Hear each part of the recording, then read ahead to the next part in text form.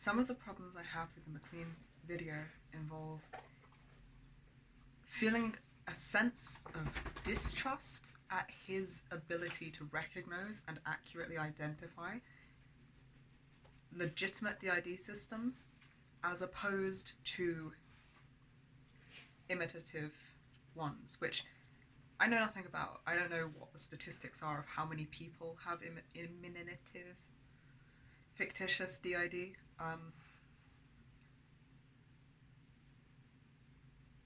And I don't know how much of an issue it really is. So maybe it is one that needs talking about. But if somebody is going to be capable of categorizing professionally diagnosed systems based off of cherry-picked behaviors that fit their preconception of the narrative that they're used to seeing only in one setting, and if they're going to be unable to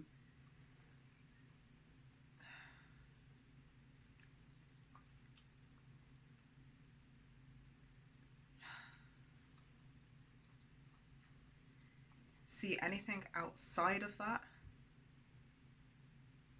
as legitimate when it is, then that's a big fucking problem.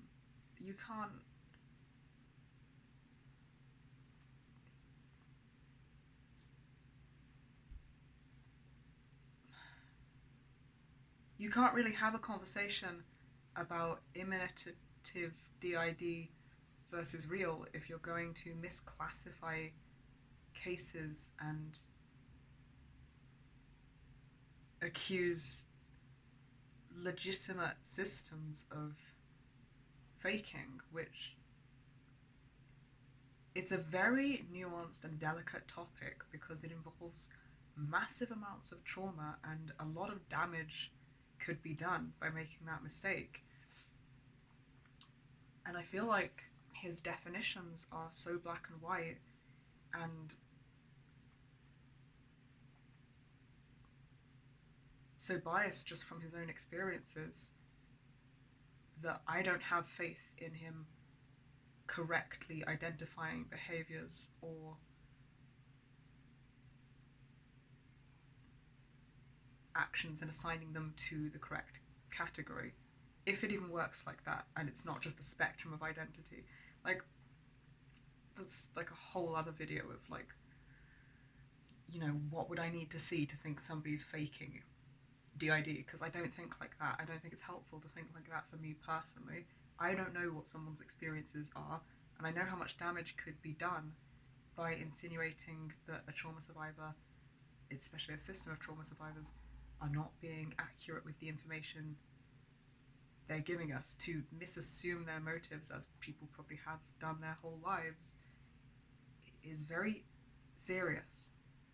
And I don't see it being worth the risk for something that is really hard to correctly assess. It's part one. Part two is he did not attempt to assess these individuals. He even said, I don't know the individuals in these cases, in these videos.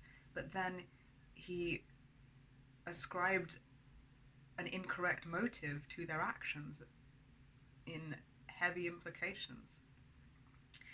And I feel like the only way to say, if I don't think that you could generalize, because surely imitative DID would have behaviors that were still consistent with DID because it's imitative. It's got to have overlap, right? So I don't think you could ever like bring up one behavior, in my opinion, and say you're not going to see this behavior, because at least looking at other disorders and other things that you try and diagnose, you don't really... I was taught with working with dogs not to try to diagnose the behavior problem we're seeing, but to rule out what it's not. And that is, I think, at least a little bit safer of a way to do it. I don't like the way that he just took one or two behaviors and said, you won't see these things. Because trauma presents in a vastly different way across individuals. Brains are all very different. People's healing techniques are going to be very different. People's responses are going to be very different. People's experiences. And then, you know, that's the same for systems. It's going to be very different. So I don't think that you could say you're not going to see this one behavior. I think surely there's going to be a range, and the only way that you might maybe be able to say these people have, on balance, more likelihood of it being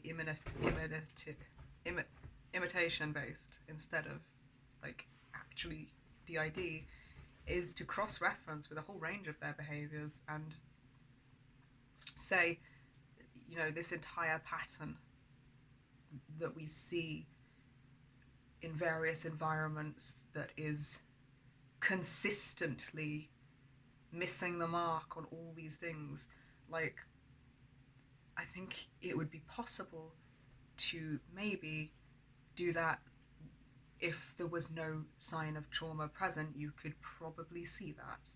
Because if somebody was going to fake something like, say, flashbacks and triggers, that would be so complicated, and I don't know how you would even go about tracking that, because we learn so much about what's happened to us from the things that we get triggered by. Like, the other day, I got triggered because a video showed the scene of the top of a door frame, as if you were on top of the door and it opened. I don't fucking know why that triggered me. Like, I still couldn't tell you. At some point, maybe we tried hiding on top of a door. I don't know. But, like, it's so complex and random what will... Because it's not random at all. It's just whatever your brain perceived as being connected to the dangerous events that caused the trauma is going to be a trigger. So that would be really difficult to fake in the mapped actual way it happens. I would go so far as to say impossible, to be honest. So maybe you can look at somebody's actions and go, if you recorded their actions and then like mapped them over themselves to, you know, to see like, oh, there's inconsistencies here over a long span of time in all of these behaviors, maybe then you could say there's a good chance that what we're looking at here isn't DID. But I don't know, and I wouldn't feel safe even trying to look at it in any way less than doing all of that. So unless you're going to like actively sit there and attempt to diagnose somebody, I don't think you can say these behaviors are not consistent with this disorder if you're just taking one or two behaviors. And clearly fucking not, because one of the things he said was,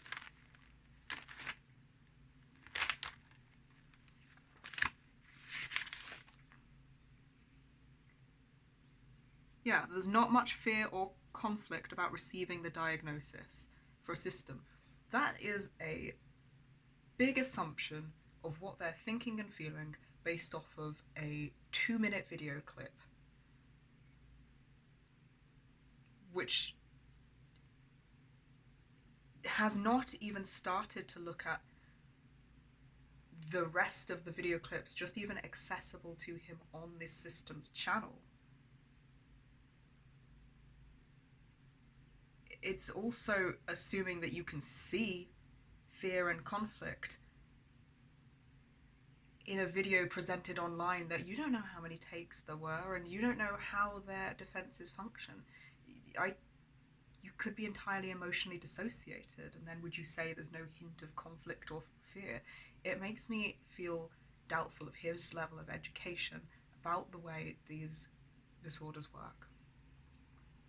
And I think that that's a huge assumption to make without looking at the rest of their behaviour and by just looking at one video clip. And I think Multiplicity and Me said it much quicker, and Jess said it really well with, like, you just don't know what someone's dealing with. You don't know what's going on for somebody in the parts that they're not showing you online.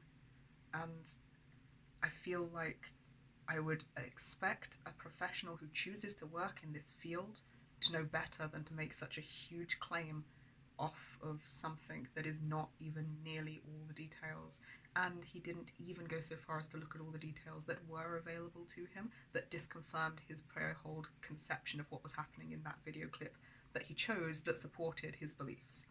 So this makes me really dubious of his method of researching, of assessing, of having this conversation. I'm not saying the conversation he was trying to have isn't one that needs to be had. I don't know, maybe it is. But the way he went about it was completely unethical, in my opinion. I think just objectively, it was completely unethical. And it was really harmful. And it was very short-sighted and very discongruent with what you would hope a professional who works in the field of research to do with fucking trauma and DID systems would be capable of doing. They're very, very blunt, blatant, direct claims as well for the level of understanding and research he actually had at the time. And now he has perpetuated a lot of really harmful stereotypes.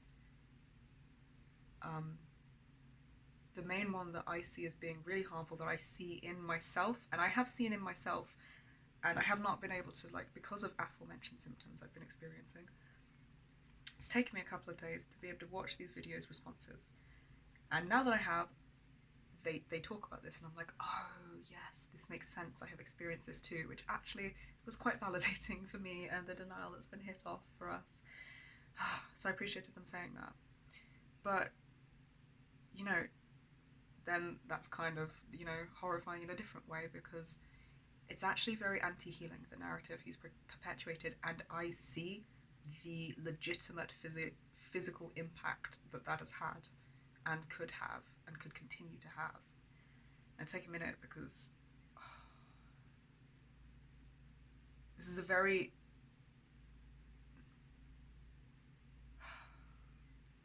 intensive topic. It's very close to home. It brings up a lot of our own shit. It makes me feel really angry on behalf of the systems whose content was used, and on behalf of anybody who could be in the community and could not know what's happening within them and could come across this. And I'm going to continue in a bit.